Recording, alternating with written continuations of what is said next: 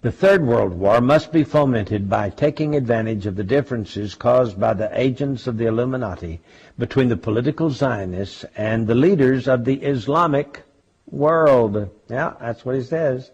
The war, this was 1925. Please understand that. At least 1925. May go all the way back to 1871, as is purported to do, but at least it was written in a book and published in 1925. So he says, after World War I was just over a few years, and before World War II even started, he's now thinking about this Third World War, and it says that it will be caused by the differences between the political Zionists and the leaders of the Islamic world. The war must be conducted in such a way that Islam, the Muslim Arabic world, and political Zionism, the State of Israel, mutually destroy each other. That's what it says. Meanwhile, the other nations, once more divided on this issue, will be constrained to fight to the point of complete physical, moral, spiritual, and economic exhaustion.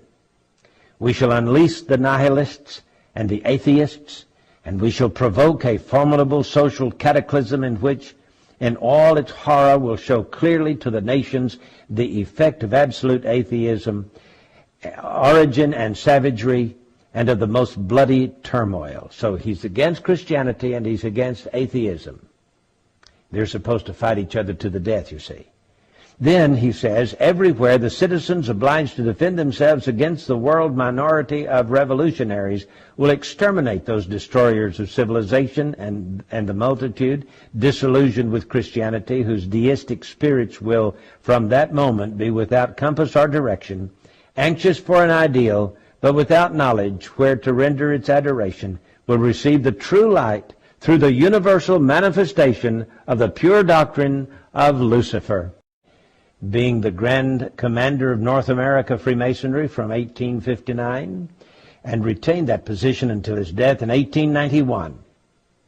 In 1869, he was the top leader of the Knights of the Ku Klux Klan. Pike was said to be a Satanist who indulged in the occult, and he apparently possessed a bracelet which he used to summon Lucifer, with whom he had constant communication. He was the Grand Master of a Luciferian group known as the Order of the Palladium, or of Sovereign Council of Wisdom, it's also been called, which had been founded in Paris in 1737. Now, General Albert Pike was the only Confederate general with a statue on federal property in Washington, D.C. He was honored not as a commander or even as a lawyer, but as Southern Regional Leader of the Scottish Rite of Freemasonry. The statue stands on a pedestal near the foot of Capitol Hill between the Department of Labor building and the Municipal building between 3rd and 4th Streets on D Street Northwest. Now, I tell you all of this because it is said that he received a vision from his mentor, Mr. Lucifer, I guess, on August 15th, 1871. And William Guy Carr, former intelligence officer in the Royal Canadian Navy, wrote a book called Satan, Prince of this World, in which he gives this information. He said that he received this information from a book written by Cardinal Caro Rodriguez in Santiago, Chile, who wrote in 1925 a book called The Mystery of Freemasonry Unveiled. And in this book, in 1925, it is said that he wrote a letter to a man named Mazzini in which he described this dream. And in the dream, he predicted 3 world wars. The First World War, he said, must be brought about, and I'm quoting from Albert Pike. The first of the power of the czars in Russia and of making that country a fortress of atheistic communism. The divergences caused by the agents of the Illuminati between the British and German empires will be used to foment this war. At the end of the war, communism will be built in world wars. The First World War, he said, must be brought about, and I'm quoting from Albert Pike. The first the power of the czars in Russia and of making that country a fortress of atheistic communism. The divergences caused by the agents of the Illuminati between the British and German empires will be used to foment this war. At the end of the war, communism will be built and used in order to destroy the other governments and in order to weaken the religions. Now, students of history will know that Otto von Bismarck forged certain alliances between 1871 and 1898, which brought about this war, this World War I.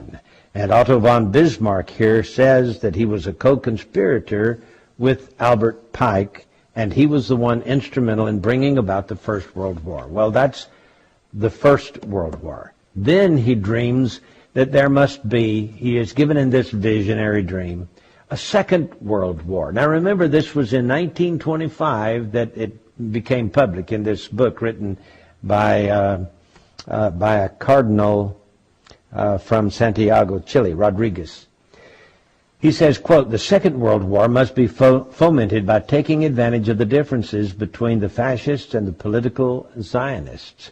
This war must be brought about so that Nazism is destroyed and that the political Zionism will be strong enough to institute a sovereign state of Israel in Palestine. During the Second World War, international communism must become strong enough in order to balance Christendom, which would then be restrained and held in check until the time when we would need it for the final social cataclysm." Well, there are some who may argue that the terms Nazism and Zionism were not known in 1871. You should remember, however, that the Illuminati invented both of these movements. In addition, communism as an ideology and as a coined phrase originates in France during the Revolution. In 1785, Restif coined the phrase 4 years before the Revolution broke out. Restif and Babeuf, in turn, were influenced by Rosa. Belirleyen bir adamın mektubunu okuyalım. Bu mektup yıllar evvel yazıldı paşalar. Okuyunuz Tahsin Paşa.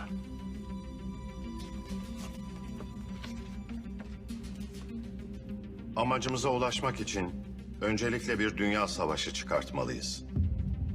Bu sebeple Rusya'da çarı zayıflatıp ateizmi ve komünizmi hakim kılmalıyız. Ajanlarımız vasıtasıyla Britanya İmparatorluğu ve Alman İmparatorluğu arasında gerginliği körükleyerek savaşa zemin hazırlamalıyız. Ve Birinci Dünya Savaşı sonrasında komünist düzeni iyice inşa etmeliyiz ki tüm hükümetleri yıkabilelim ve tüm dini düzenleri zayıflatabilelim.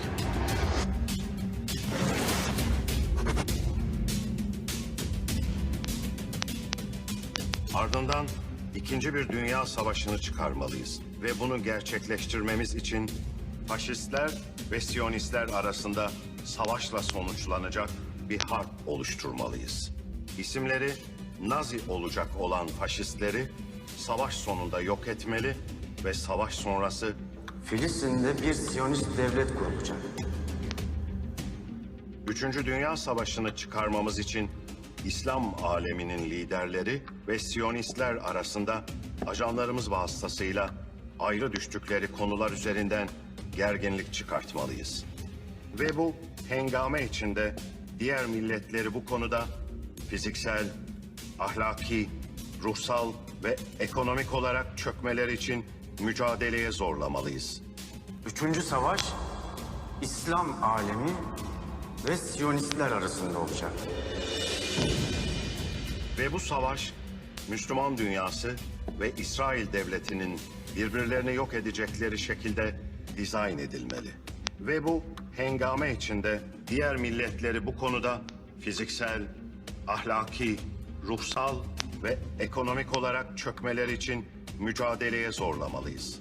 Nihilistlerin ve ateistlerin önlerini açmalıyız. Komünistler arasında savaşla sonuçlanacak bir harp oluşturmalıyız. İsimleri Nazi olacak olan faşistleri savaş... Filistin'de bir Siyonist devlet kurulacak.